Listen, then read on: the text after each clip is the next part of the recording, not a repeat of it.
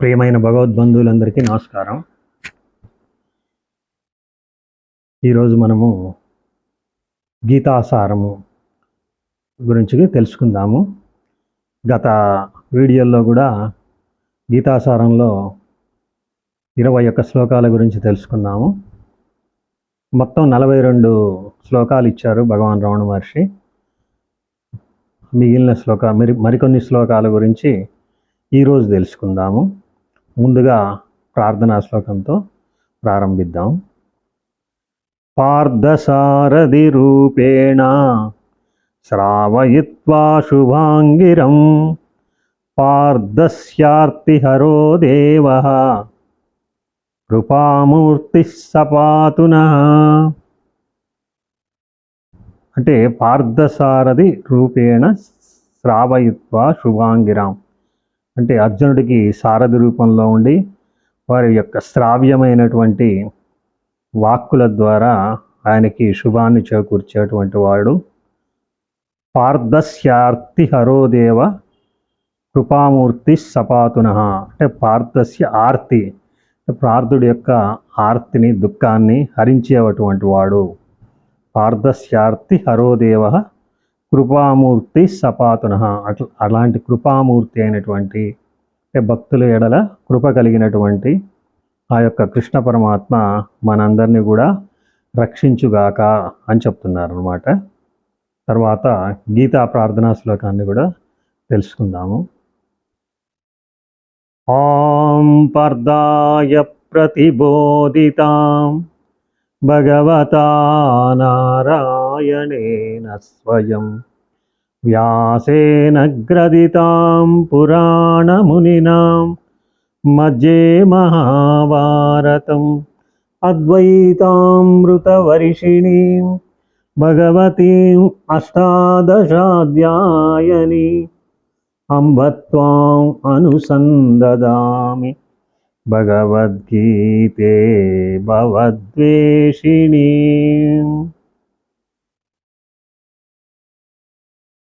తర్వాత రమణులను కూడా స్మరించుకుందాము. అరుణాద్రిధరీవాసం కరుణామయ విగ్రహం కరుణాదిత్య సంకాశం రమణం గురుమాశ్రయే.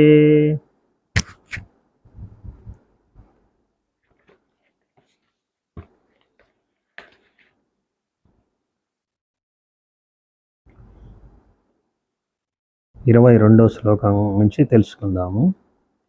ఇంద్రియాణి పరాణ్యాహుః ఇంద్రియేభ్యః పరం మనః మనసస్తు పరా బుద్ధిః ఏ బుద్ధే పరతస్తు సహా.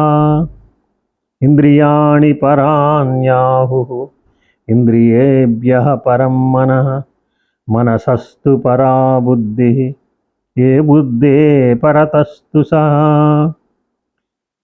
ఏవం బుద్ధ్యే పరం బుద్ధ్వా సంసభ్యాత్మానమాత్మనా జహి శత్రుం మహాబాహో కామరూపం దురాసదం. ఏవం బుద్ధ్యే పరం బుద్ధ్వా సంస్తభ్యాత్మానమాత్మనా జహి శత్రుం మహాబాహో కామరూపం దురాసదం. యదైదాంసి సమిద్ధోగ్ని భస్మసాత్ కురుతేర్జున జ్ఞానాగ్ని సర్వకర్మాణి భస్మసాత్ కురుతే తదా. యదైదాంసి సమిద్ధోగ్ని భస్మసాత్ కురుతేర్జున జ్ఞానాగ్ని సర్వకర్మాణి భస్మసాత్ కురుతే తదా. యస్య సర్వే సమారంభాః కామసంకల్పవర్జితాః జ్ఞానాగ్నిదగ్ధకర్మాణం తమాహుః పండితం బుధః.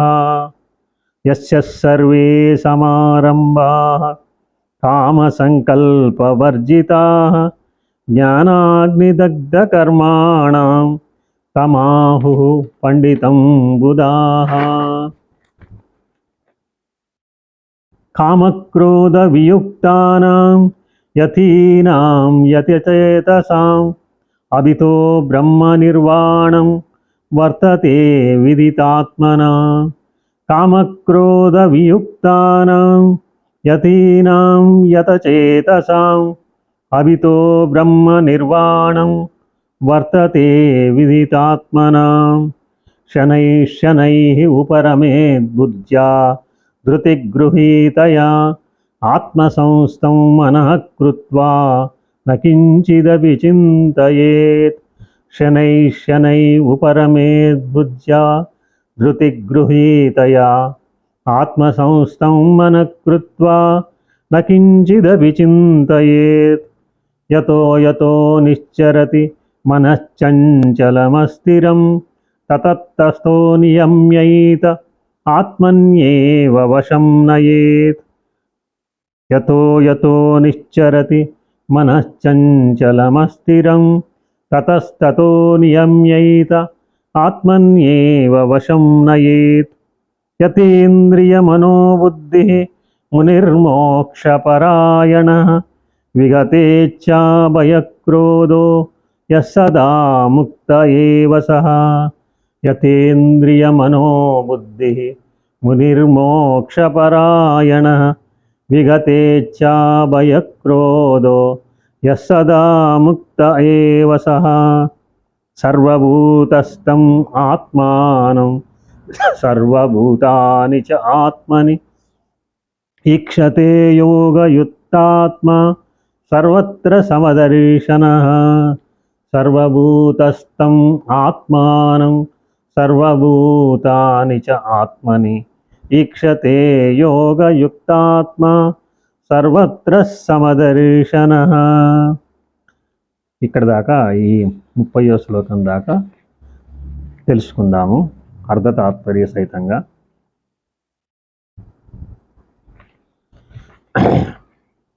22 ఇంద్రియాణి పరాన్యాహు ఇంద్రియేభ్యః పరం మనః మనసస్తు పరా బుద్ధిః ఏ బుద్ధే పరతస్తు సహా అని చెప్తున్నారు అన్నమాట. అంటే ఈ ఇంద్రియాల కంటే బుద్ధి ఇంద్రియాణి పరాన్యాహు ఇంద్రియేభ్యః పరం మనః అంటే ఈ శరీరం కంటే ఇంద్రియాలు ఉత్తమమైనటువంటివి అన్నమాట, ఉన్నతమైనవి అని కూడా చెప్పుకోవచ్చు. ఇంద్రియాణి పరాన్యాహు ఇంద్రియేభ్యః పరం మనః ఇంద్రియాల కంటే మనస్సు అనేటువంటిది గొప్పది.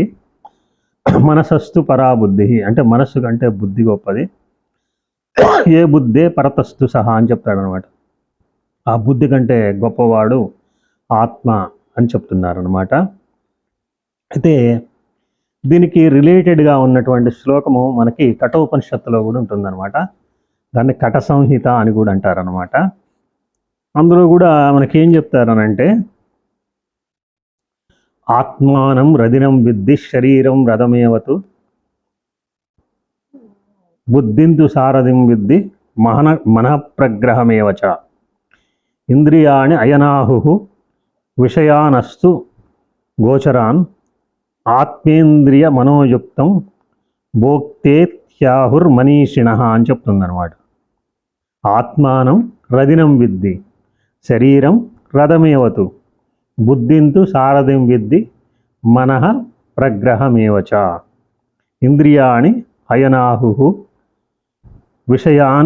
విషయానేస్తు గోచరాన్ ఆత్మేంద్రియ మనోయుక్తం భోక్తేత్యాహు మనీషిణః అని చెప్తారనమాట. అంటే ఏంటంటే ఆత్మానం రదినం విద్ధి అంటే ఈ ఆత్మ అనేటువంటిది రధికుడు అనమాట. అంటే రథంలో కూర్చొని నడిపేవాడు. శరీరం రథమేవచ ఈ శరీరం అనేటువంటిది రథం అనమాట. రథం అంటే వెహికల్ కాబట్టి ఇందులో ఉన్నటువంటి వాడికి ఈ రథం ఈ శరీరం అనేటువంటిది వెహికల్ అనమాట. అంటే మనకు బయటికి పోవడానికి స్కూటరో బైకో ఎలాంటిదో ఇది కూడా అలాంటిది అనమాట లోపలి వాడికి. బుద్ధింతు సారథిం విద్ధి అంటే ఈ బుద్ధి అనేటువంటిది సారథి అనమాట. సారథి అంటే చారియటీర్ అంటారు అనమాట. అంటే రథము నడిపేవాడు. తర్వాత మనః ప్రగ్రహమేవచ అంటే మనస్సు అనేటువంటిది పగ్గమ్స్ అంటే రీమ్స్ అంటారనమాట. RELMS అంటే రీమ్స్ అంటే పగ్గాలన్నమాట. తర్వాత ఇంద్రియాణి అయనాహు అంటే ఈ యొక్క ఇంద్రియాలే ఈ యొక్క బాట అన్నమాట. తర్వాత విషయానేస్తు గోచరాన్, అంటే ఈ ఇంద్రియ విషయాలైనటువంటి శబ్దస్పర్శ రూప రసగంధాలే వాటి యొక్క విషయాలు, అంటే ఆబ్జెక్ట్స్ అన్నమాట. తర్వాత ఆత్మేంద్రియ మనోయుక్తం భోక్తే త్యాగుర్ మనీషిణ, అంటే ఇంద్రియములు మనస్సు అనువానితో కలిసి ఉన్న ఆత్మ భోక్తయని విద్వాంసులు పేర్కొన్నారు అని చెప్తున్నారనమాట. అంటే ఇక్కడ మనకి ఏంటంటే, ఇప్పుడు ఈ ఆత్మానం రథనం బుద్ధి శరీరం రథమేవతు, తర్వాత బుద్ధింతు సారథ్యం బుద్ధి మన ప్రగ్రహమేవచ్చు, అంటే ఈ మనస్సు పగ్గం లాంటిది, ఈ బుద్ధి అనేటువంటిది సారథి. ఎందుకని ఇలా చెప్పారంటే వాటి యొక్క విషయాలే, వాటి యొక్క ఈ యొక్క గోచరమే శబ్దస్పర్శ రూప రసగంధాలే వాటికి ఆబ్జెక్ట్స్ అనమాట. ఈ రథాన్ని ఈ యొక్క సారథి అనేటువంటి ఈ బుద్ధి అనేటువంటిది సరిగ్గా మనకి నడపకపోతే ఏమవుతుందనంటే, ఈ ఇంద్రియాలు అనేటువంటిది ఆ ఇంద్రియ విషయాల మీదకి వెళ్ళిపోయి మనని ఆ యొక్క డౌన్ఫాల్ చేస్తాయి అన్నమాట. అంటే మన కిందికి పడదోస్తూ ఉంటాయి అన్నమాట ఎప్పుడు కూడా. అంటే మన మనస్సు ఎప్పుడు కూడా మనం ఏం చేస్తూ ఉంటామంటే, సాధకులు ఎవరైనా సరే దాన్ని ఆత్మ మీద పెడుతూ ఉంటారనమాట. కానీ ఈ ఇంద్రియ విషయాలు, ఇంద్రియాల ఈ వాసనలు అంటే సంస్కారాలు, ఇంప్రెషన్స్ అంటారు కదా, అవి ఏం చేస్తాయంటే, మనం ఇంతకుముందు ఈ యొక్క ఆబ్జెక్ట్స్ చెప్పుకున్నాగా శబ్ద స్పర్శ రూప రసగంధాలని, అంటే ఈ యొక్క చెవు శబ్దం వైపు ఆకర్షించడం, లేకపోతే ఈ యొక్క ఈ చర్మము స్పర్శ వైపు ఆకర్షించడం, శబ్దస్పర్శ రూపము అంటే కన్ను రూపం మీద ఆకర్షించడం, తర్వాత ఈ యొక్క నాలుక రసము అంటే రుచుల వైపు ఆకర్షించడం, ఈ యొక్క ముక్కు గంధం వైపు ఆకర్షించడం, అంటే ఇవన్నీ కూడా ఇంతకుముందు ఇవన్నీ అనుభవించి ఉండడం వల్ల వాటి యొక్క సంస్కారాలు మన మీద ఉంటాయి కాబట్టి అవి మన్ని కిందకి దిగలాగుతూ ఉంటాయి అన్నమాట. ఇప్పుడు ఎందుకంటే రోజు కాఫీ తాగే అలవాటు ఉన్నాడు అనుకోండి, పడేంది ఆ టయానికి కావాలని పొద్దున్నే మెడిటేషన్లో కూర్చుంటే కాఫీ తాగకుండా వాడు మెడిటేషన్ చేయలేడు అనమాట. ఆ మనసే కాఫీ మీద లాగుతూ ఉంటుంది. సపోజ్ ఆ రోజు పాలవాడేదో వర్షం వచ్చి లేట్ అయింది అనుకో, అలా కూర్చున్నాడు అనుకోండి, రోజు కాఫీ దాకా కూర్చుంటాడు అనుకుందాము. ఆ రోజు తాగకుండా కూర్చుంటే ఏంది, ఇక వాడు కళ్ళు మూసుకొని మెడిటేషన్లో కూర్చుంటాడు. కానీ ఏదైనా గేట్ చప్పుడైనా ఏ చప్పుడైనా పాలవాడు వచ్చిండాము వస్తే కాఫీ దాకా కూర్చుంటే అయిపోయేది, అనవసరంగా కూర్చున్నాము అది ఇది అలా అనుకుంటా. అట్లనే అదొక్కటేని కాదు, తర్వాత మనము చూసిన రూపాలు మళ్ళీ మనకి కనపడటము మెడిటేషన్లో కూర్చున్నప్పుడు, ఎందుకు ఆ సంస్కారం వల్ల. తర్వాత లేకపోతే మనం ఇంతకుముందు విన్న శబ్దాలు అవన్నీ వినపడటం, ఇవన్నీ కూడా ఈ విధంగా ఇది చేస్తుంటాయి అనమాట. ఆ వచ్చినప్పుడు మనం ఏంటంటే ఆ యొక్క మనసుని, ఆ బుద్ధి ఏం చేయాలి మరి, దాన్ని కంట్రోల్ చేయాలన్నమాట. వాటిని కంట్రోల్ చేసేసి మళ్ళీ మనము మన ధ్యేయం మీద మన మనసుని నిలుపుతూ ఉండాలన్నమాట. అట్లా అనమాట. ఇదే చెప్పింది ఆవిడ. ఏమంటున్నారు ఇక్కడ, ఇంద్రియాని పరాన్యాహు ఇంద్రియేభ్య పరం మనః, ఇంద్రియాల కంటే మనసు గొప్పదైంది కాబట్టి ఆ ఇంద్రియ విషయాల మీద నీకు పోకుండా వాటిని మనము కంట్రోల్ చేయాలన్నమాట. ఇంద్రియేభ్య పరం మనసస్తు పరా బుద్ధి, అంటే ఆ బుద్ధి ఇంటలెక్ట్ ఏం చేయాలి, దాన్ని ఈ సెన్స్ ఆర్గాన్స్ నుంచి సెన్స్ ఆబ్జెక్ట్స్ నుంచి సెన్స్ ఆర్గాన్స్ని మళ్ళించి, ఆ మళ్ళించటంలో మళ్ళీ మన మైండ్ అండ్ ఇంటలెక్ట్ అంటే మన మనోబుద్ధులు దానికి ఇప్పుడు మనం మెడిటేషన్లో కూర్చున్నాం, ఇప్పుడు వీటి అవసరం ఏముంది లేదు కదా అని చెప్పి మనం దాన్ని వెనక్కి తీసుకురాగలగాలన్నమాట. మనసస్తు పరా బుద్ధి ఏ బుద్ధే పరతస్థుత, ఈ బుద్ధి కంటే ఆ యొక్క ఈ ఆత్మ అనేటువంటిది గొప్పది అని ఇక్కడ చెప్తున్నారనమాట. తర్వాత ఏవం బుద్ధే పరం బుద్ధ సంస్థభ్యాత్మానమాత్మన జహిశత్రు మహాబాహో కామరూపం దురాసదం అంటాడు అనమాట. తర్వాత ఈ యొక్క అది 3:43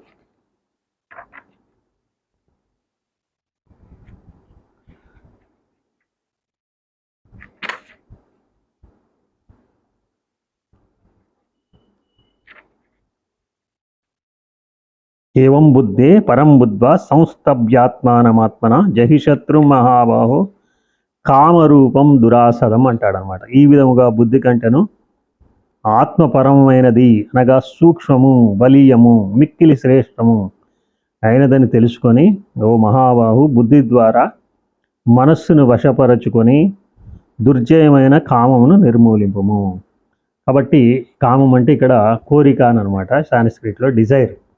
అంటే మనము మన ధ్యేయం నుంచి కిందికి జారటానికి కారణం ఏంటంటే మనకి ఏదో ఒక కోరికలు ఇవే అనమాట. కామక్రోధము ఇవన్నీ కూడా మనకి శత్రువులు అని చెప్తారనమాట.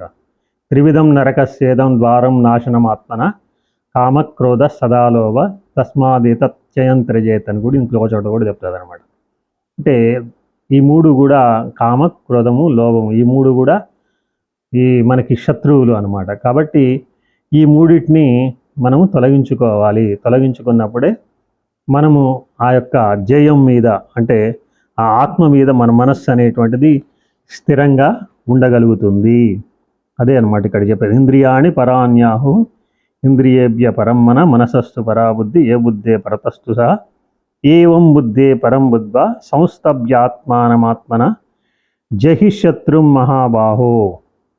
కామరూపం దురాసదం. ఈ కామరూపమైనటువంటి శత్రువుని జయించి మనము ఆ యొక్క ఆత్మలో మనం మనస్సుని సంస్థాపన చేయాలి అనమాట. దీన్నే let us see in English meaning also. The senses are superior to the sense objects. అంటే ఈ సెన్స్ ఆబ్జెక్ట్స్ అయిన శబ్దస్పర్శ రూపరసగంధాల కంటే కూడా ఈ సెన్సెస్ అంటే త్వక్ చక్షుషు జిహ్వా గ్రాణి అంటాడు అనమాట. అంటే ఈ యొక్క ఈ పంచ జ్ఞానేంద్రియాలు అంటే ఏంటి? ఈ త్వక్ అంటే చర్మము, చక్షు అంటే కన్ను, జిహ్వ అంటే నాలుక, గ్రాణం అంటే ముక్కు. త్వక్ చక్షు శృతి జిహ్వా గ్రాణి అంటాడు, అంటే శ్రవణం అంటే చెవు. ఇవన్నీ కూడా ఈ యొక్క శబ్దస్పర్శ రూపరసగంధాల కంటే ఈ త్వక్చక్షు జిహ్వా గ్రాణి అనేటువంటి సుపీరియరు. తర్వాత వీటికంటే కూడా the mind is superior to the senses. అంటే ఈ సెన్సెస్ కంటే ఈ యొక్క సెన్స్ ఆర్గాన్ల కంటే మైండ్ అంటే మనస్సు అనేటువంటిది సుపీరియర్ అయినటువంటిది. But the intellect is superior to the mind. అంటే ఈ యొక్క బుద్ధి అనేటువంటిది మనస్సు కంటే ఉన్నతమైనటువంటిది అని చెప్తున్నారు. And the self or the soul is superior to the intellect. ఈ బుద్ధి కంటే ఈ ఆత్మ అనేటువంటిది ఉన్నతమైనటువంటిది అని చెప్తున్నారు. అంటే ఒకదానికంటే ఒకటి శ్రేష్టమైనటువంటిది. అంటే శరీరం కంటే ఇంద్రియార్థములు, ఇంద్రియార్థముల కంటే ఇంద్రియములు, ఇంద్రియముల కంటే మనస్సు, మనస్సు కంటే బుద్ధి, బుద్ధి కంటే ఆత్మ ఒకదానికంటే ఒకటి ఉన్నతమైనటువంటిది అని ఇక్కడ చెప్తున్నారు అన్నమాట. తర్వాత therefore knowing oneself to be higher than the material senses, the mind and the intelligence, one must conquer the enemy which is in the form of lust and desire. అంటే మనలో ఉన్నటువంటి ఈ యొక్క అంటే కామము, కోరిక అనేటువంటి రెండింటిని జయించాలన్నమాట. Conquer the enemy which is in the form of lust and desire. అంటే ఈ కామమును, కోరిక అనేటువంటి ఈ రెండింటిని కూడా శత్రువులైనటువంటి ఈ రెండింటిని ఈ యొక్క మనోబుద్ధుల ద్వారా జయించవలను అని చెప్తున్నారు అన్నమాట. This enemy is difficult to conquer and only spiritual strength can canker it. అంటే ఈ యొక్క ఆధ్యాత్మికమైనటువంటి బలంతో ఈ యొక్క ఇంద్రియాలని, తర్వాత ఈ కామాన్ని, తర్వాత కోరికని, ఈ రెండింటిని కూడా జయించాలి అని చెప్తున్నారనమాట. తర్వాత మనం నెక్స్ట్ శ్లోకం తీసుకున్నట్లయితే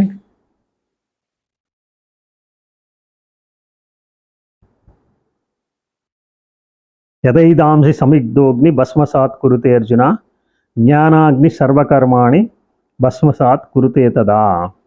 అంటే యదైదాంసి సమిద్ధోగ్ని భస్మసాత్ కురుతే అర్జున జ్ఞానాగ్ని సర్వకర్మాణి భస్మసాత్ కురుతే తదా. ఇక్కడ జ్ఞానాన్ని అంటే ఆత్మజ్ఞానాన్ని ఇక్కడ అగ్నితో పోలుస్తున్నారనమాట. యదైదాంసి సమిద్ధోగ్ని భస్మసాత్ కురుతే అర్జున. అర్జున, మండుతున్న అగ్ని ఆ యొక్క కట్టెలని ఏ విధంగా బూడిద చేస్తుందో, జ్ఞానాగ్ని సర్వకర్మాణి, ఈ జ్ఞానం అనేటువంటి అగ్ని సర్వకర్మలను అంటే మన కర్మలు, ఆ యొక్క కర్మ ఫలాలు, ఆ సంస్కారాలు అన్నిటినీ కూడా భస్మం చేస్తుంది అని చెప్తున్నారనమాట.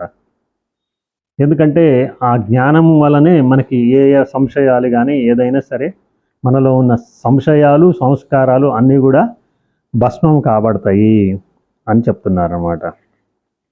The fire of knowledge that burns karma. ఈ కర్మని ఆ ఫైర్ ఆఫ్ నాలెడ్జ్ అంటే జ్ఞానాగ్ని దగ్ధం చేస్తుంది అని చెప్తున్నారట. Just as a blazing fire burns wood used as fuel into Ashes.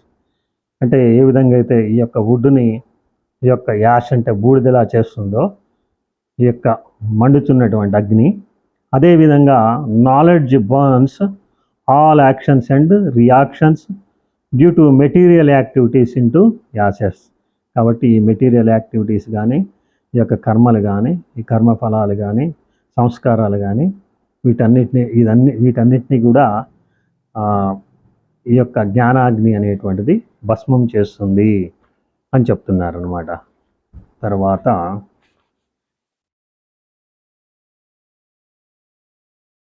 25th తీసుకున్నట్లయితే యస్యస్ సర్వే సమారంభాః కామసంకల్పవర్జితాః జ్ఞానాగ్నిదగ్ధకర్మాణం తమాహు పండితంబుధాః అంటాడనమాట.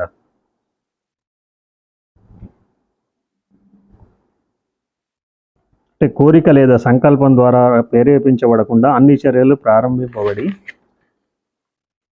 జ్ఞానాగ్నిలో దహనం చేయబడిన వ్యక్తిని జ్ఞానులు పండితుడు అని పిలుస్తారు అని చెప్తున్నారంట. ఇక్కడ పండితాహ అని అంటాడు కదా. యస్యస్ సర్వే సమారంభాః కామ సంకల్పవర్జిత, అంటే కామ సంకల్పం అనేటువంటిది లేకుండా ఎవరైతే ఈ కర్మలు ప్రారంభిస్తారో జ్ఞానాగ్ని దగ్ధ కర్మాణం, అలాంటి దగ్ధమైన కర్మలు కల జ్ఞానంలో దగ్ధమైనటువంటి కర్మలు గలవాడిని తమాహు పండితం బుధాహ, అతన్నే పండితుడు అంటారు. పండితుడు అంటే ఇక్కడ హిందీ పండితు, ఇంగ్లీష్ పండితు, తెలుగు పండితు అట్లా కాదు. ఎవరైతే ఆత్మజ్ఞానం కలిగి ఉంటారో వాళ్ళనే పండితుడు అని ఇక్కడ డిఫైన్ చేస్తున్నారనమాట గీత. ఆ విధంగా డెఫినేషన్ ఇస్తుందన్నమాట. దీన్నే let us see in English meaning also. A person whose every action is devoid of selfish desires and whose actions are burned by the fire of knowledge is known to be a wise and highly learned person. అంటే ఎవరు పండితుడు అని చెప్పాం కదా, వాళ్ళని ఇక్కడ ఏమంటున్నారంటే a wise and highly learned person అని చెప్తారనమాట ఇంగ్లీష్లో. A person whose every action is devoid of selfish desires, అంటే స్వార్థంతో కూడినటువంటి కోరికలు కాకుండా వాటన్నిటినీ కూడా నిస్వార్థంగా ఎవరైతే చేస్తారో, and whose actions are burned by the fire of knowledge, అంటే ఈ జ్ఞానాగ్నిలో ఎవరి కర్మలు అయితే ఈ యొక్క బర్న్ అయిపోతాయో అంటే కాలిపోతాయో దహింపబడిపోతాయో అతన్ని known to be A wise and highly learned person అంటారు అనమాట. అతన్ని పండితుడు అని చెప్తున్నారు అనమాట. తర్వాత అనదర్ వన్,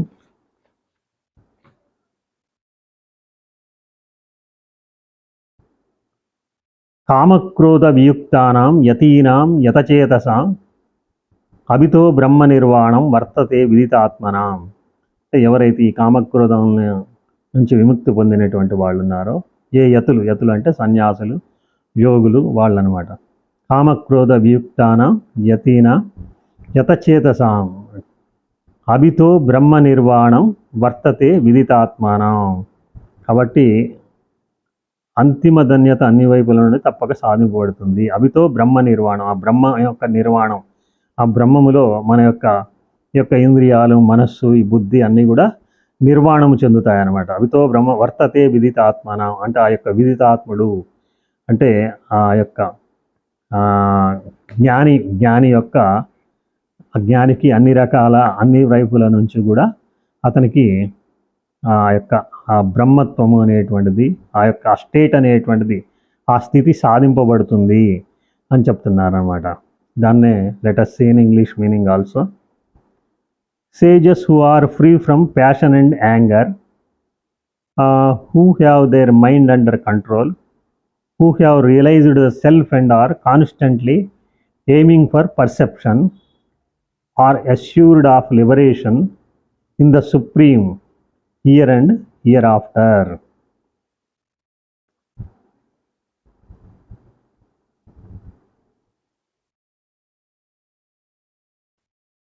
అది sages who are free from passion and anger, అంటే ఈ యొక్క కామము క్రోధము వీటన్నిటి నుంచి విడిపడినటువంటి వాడు. ప్యాషన్ అండ్ యాంగర్ అంటే who have their mind under control, అంటే ఎవరి మనసు అయితే నియమింపబడి ఉంటుందో. Who have realised self and are constantly aiming for perfection. ఆ పర్ఫెక్షన్ అంటే ఆ యొక్క సిద్ధి, ఆ యొక్క దానికోసం ఈ బంధనాల నుంచి ఎవరైతే విడబడాలని వాళ్ళైతే ఎవరైతే ప్రయత్నిస్తున్నారో, ఆర్ అష్యూర్డ్ ఆఫ్ లిబరేషన్ అంటే ఈ యొక్క బంధ విముక్తి కోసం ప్రయత్నిస్తున్నారు. ఇన్ ది సుప్రీం అంటే ఆ భగవంతునిలో, ఆ పరమాత్మలో, హియర్ అండ్ హియర్ ఆఫ్టర్ అంటే ఈ తర్వాత కానీ, ఇప్పుడు కానీ, ఆ తర్వాత కానీ, ఎప్పుడైనా కానీ వాళ్ళు ఈ విధంగా ఈ ప్యాషన్ అండ్ యాంగర్ ఈ రెండిని తొలగించుకున్నప్పుడు వాళ్ళకి అన్ని విధాలుగా కూడా ఆ యొక్క పరబ్రహ్మ పరమాత్మనే పొందుతారు అని చెప్తున్నాను అనమాట. తర్వాత అనదర్ వర్స్, శనై శనై ఉపరమేద్ బుద్ధ్యా ధృతిగృహీతయా ఆత్మసంస్థం మనకృత్వ నకించిదపి చింతయేత్ అంటాడు అనమాట. అంటే ఇది ప్రాక్టీస్కి సంబంధించింది. ఇది మెడిటేషన్ ఎలా చేయాలి, మెడిటేషన్లో వచ్చేటువంటి ఆలోచనలను ఎలా తొలగించుకోవాలి అనేటువంటిది ఇక్కడ చెప్తున్నారు అనమాట. శనై శనై అంటే నెమ్మదిగా, శనై శనై ఉపరమేద్ బుద్ధ్య అంటే బుద్ధిని ఆ యొక్క ఆత్మలో ఉపరమింప చేయాలన్నమాట. ధృతి గృహీతయ అంటే ధైర్యంతో ఆ యొక్క ధారణని గ్రహించాలన్నమాట. ధృతి గృహీతయ, గృహీతయ అంటే గ్రహించడం. ఆత్మ సంస్థం మనఃకృత్వ ఈ మనస్సును ఆత్మలో నిలబెట్టాలన్నమాట. ఆత్మ సంస్థం అంటే అందులో కూర్చోబెట్టాలన్నమాట. నకించిదపి చింతయేత్ అంటే ఏ కొద్దిగా కూడా ఏ విధమైనటువంటి ఆలోచనలు చేయకూడదు అని చెప్తున్నారనమాట. శనై శనై ఉపరమేద్ బుద్ధ్య ధృతిగృహీతయా ఆత్మ సంస్థం మనఃకృత్వ నకించిదపి చింతయేత్ అని చెప్తున్నారనమాట. తర్వాత let us see in English meaning also.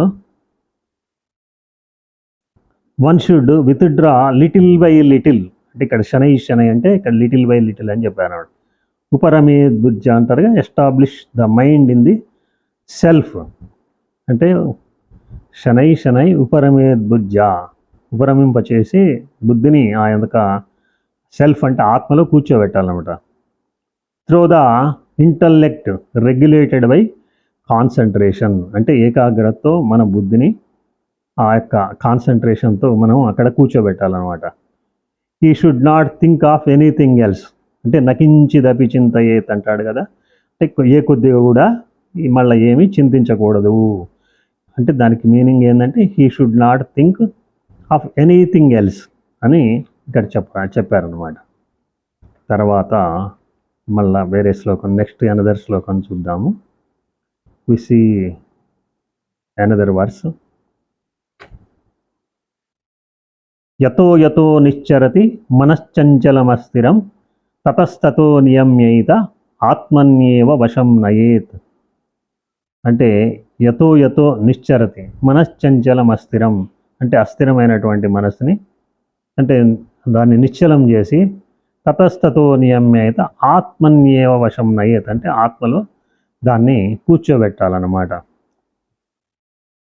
స్వభావరీత్యా చంచలమైనది మరియు అస్థిరమైన ఆయన మనస్సును అది ఏ వస్తువుల వైపు నడుస్తుందో వాటి నుండి మళ్ళీ మళ్ళీ వెనక్కి లాగి ఆత్మ నియంత్రణలోకి తీసుకురావాలి అని చెప్తున్నారనమాట. Let us see in English meaning also. 28 wherever and whenever the mind wanders, wandering అంటే తిరగటం అన్నట్టు. మనసు ఏం చేస్తుంటుంది, అటు ఇటు తిరుగుతూ ఉంటుంది కదా. Mind wandering రెస్ట్లెస్లీ because of it's unsteady quality అంటే దాని యొక్క స్థిరత్వం లేకపోవడం వల్ల, అన్స్టడీ అంటే స్థిరత్వం లేకపోవడం అనమాట. It should be restrained and brought back అంటే వెనక్కి తీసుకురావాలన్నమాట. Under the control of the self అంటే ఈ యొక్క ఆత్మ యొక్క కంట్రోల్లో దాన్ని వెనక్కి తీసుకొచ్చి ఆత్మలో దాన్ని నిలబెట్టవలను అని చెప్తున్నారన్నమాట.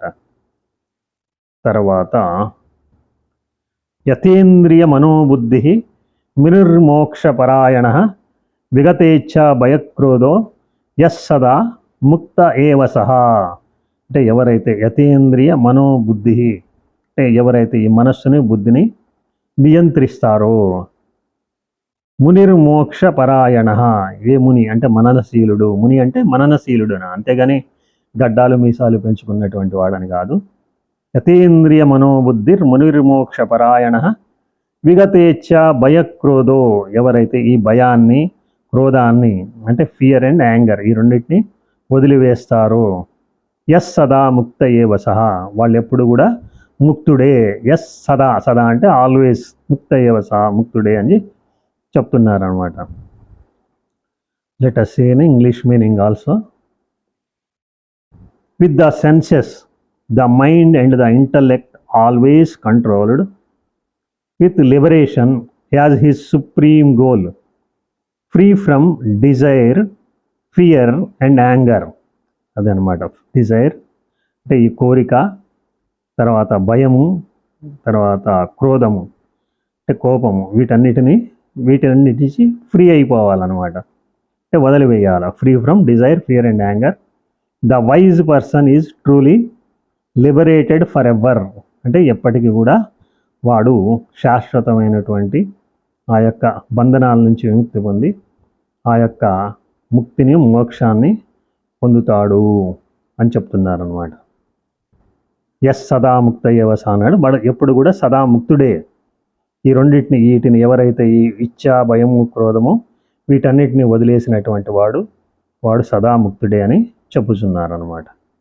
తర్వాత నెక్స్ట్ వన్, సర్వభూతస్థమాత్మానం సర్వభూతాని చ ఆత్మని ఈక్షతే యోగయుక్తాత్మ సర్వత్ర సమదర్శినః.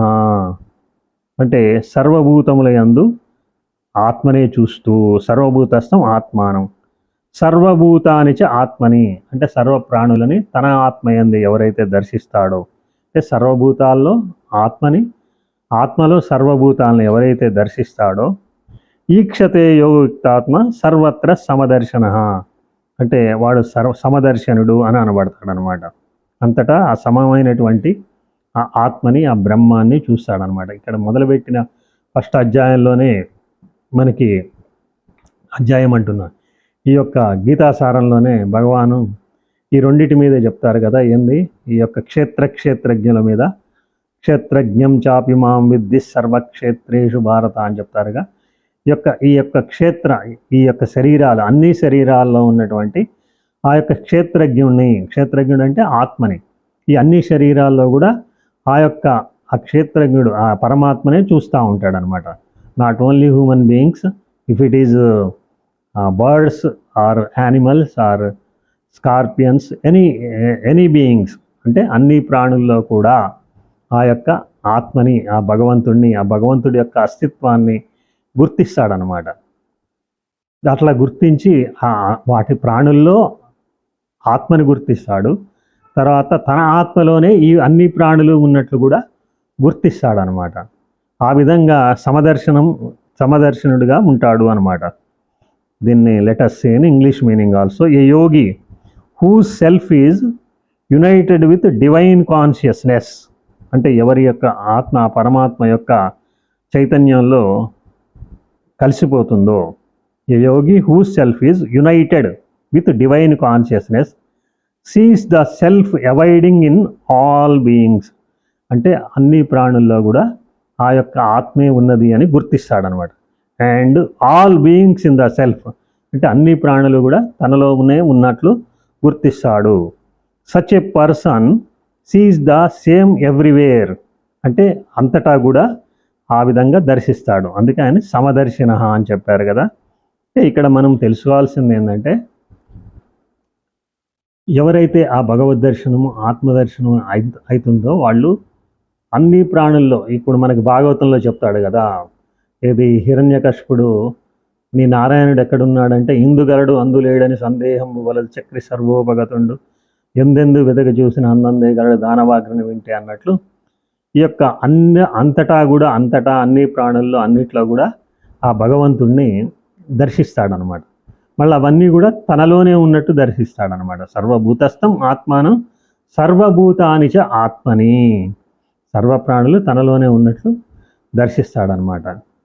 అట్లా అనమాట. అంటే ఈ యొక్క మొత్తం కూడా ఆయనకు అన్యంగా ఇంకో చోట కూడా మనకేం చెప్తాడు, హరిమయము విశ్వమంతయు హరి విశ్వమయుండు హరిమయము కాని ద్రవ్యము పరమాణువు లేదు వంశపావన వింటే అని చెప్తాడు అనమాట భాగవతం. కాబట్టి ఇదంతా కూడా హరిమయము అంటే భగవన్మయముగానే దర్శిస్తాడు. కాబట్టి ఏ కొద్దిగా కూడా అన్యము అతడికి గోచరించదు. ఆత్మదర్శనం చేసుకునే వ్యక్తికి ఏ కొద్ది కూడా అన్యము గోచరించదు. అంతా కూడా పరమాత్మనే గోచరిస్తాడనమాట. సర్వం బ్రహ్మమయం విష్ణు సర్వం విష్ణుమయం జగత్ అంటారు కదా. ఈ యొక్క జగత్ అంతా కూడా సర్వం విష్ణుమయంలాగా సర్వం బ్రహ్మమయంలాగా దర్శిస్తాడు. అంత కొద్దిగా కూడా కించిది కూడా అన్యము అతనికి గోచరించదు అని చెప్తారనమాట.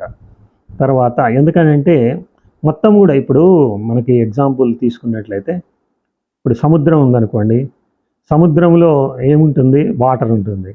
మరి ఎప్పుడైనా గాలికి వేవ్స్ వస్తూ ఉంటాయి కదా, వేవ్స్లో ఏముంటుంది, వాటర్ ఉంటుంది. వేవ్ అనేది నామరూపాలు అంటారు అన్నమాట, నేమ్ అండ్ ఫామ్ అంటారు. ఈ నామరూపాల కంటే ముందు ఏమున్నది, వాటర్ ఏమున్నది. అలాగే మనము ఒక జ్యువెలరీ షాప్లోకి వెళ్ళామనుకోండి, మనం ఆ యొక్క వస్తువులను చూసామనుకోండి, వస్తువులను చూసినప్పుడు ఏం చేస్తున్నాము, దానిలో ఉన్నటువంటి బంగారాన్ని గుర్తించట్లేదు, మర్చిపోతున్నాం అనమాట. ఇలా బట్టల కొట్టుకు వెళ్తున్నాము, వెళ్ళినప్పుడు రెడీమేడ్ బట్టల కొట్టు కానీ ఆ డ్రెస్సులు కలర్లు అవన్నీ చూస్తున్నాం, కానీ దానికి ఆధారంగా ఉన్నటువంటి కాటన్ అంటే పత్తిని చూడట్లేదు. అంటే ఈ బట్టల కొట్లో మొత్తం కూడా కాటన్ కంటే ఏముండదు. అట్లే బంగారం కొట్లో ఉన్న నీ వస్తువులన్నిట్లో కూడా నువ్వు గాజులు ఉండొచ్చు, బ్యాంగిల్స్, రింగ్స్, హారాలు ఏదైనా ఉండొచ్చు, వాటన్నిటికీ ఆధారంగా బంగారమే ఉంది. బంగారం తప్ప వేరే ఏముండదు అనమాట జ్యువెలరీ షాప్లో. బట్టల కొట్లో కాటన్ తప్ప వేరే ఏముండదు. కానీ మనం ఏం చేస్తున్నాం, ఆ నామరూపాలని దర్శిస్తున్నాం. కానీ అలాగే ఈ యొక్క ప్రపంచం మొత్తం కూడా భగవంతుడితోనే వ్యాప్తమై ఉందన్నమాట. సర్వం విష్ణుమయం జగత్ సర్వం బ్రహ్మమయం జగత్ అంటారు అనమాట. కానీ మనం ఏం చూస్తున్నాము, ఈ నామరూపాలు నేమ్ అండ్ ఫామ్స్ చూస్తున్నాం. ఈ కుక్క, పిల్లి, మనిషి యొక్క పేర్లు, ఆయన ఎల్లయ్య, ఆయన పుల్లయ్య, ఆయన మల్లయ్య అనే చూస్తున్నాం. కానీ వాళ్ళకి ఆధారంగా ఏముంది అనేటువంటిది మనం గుర్తించట్లేదు అనమాట. కాబట్టి వీటన్నిటికీ ఆధారంగా ఉంది భగవంతుడే ఈ యొక్క నామరూపాలుగా దిగివచ్చాడు. కాబట్టి ఈ విధంగా దర్శించటాన్నే భగవంతుడిని విశ్వరూప దర్శనము అంటారు అనమాట. విశ్వంలో ఉన్నటువంటి ప్రతి దాంట్లో భగవంతుడి యొక్క అస్తిత్వాన్ని గుర్తించాలన్నమాట. అప్పుడే ఈ యొక్క మన మానవ జన్మ అనేటువంటిది ధన్యత చెందినట్లు అనమాట.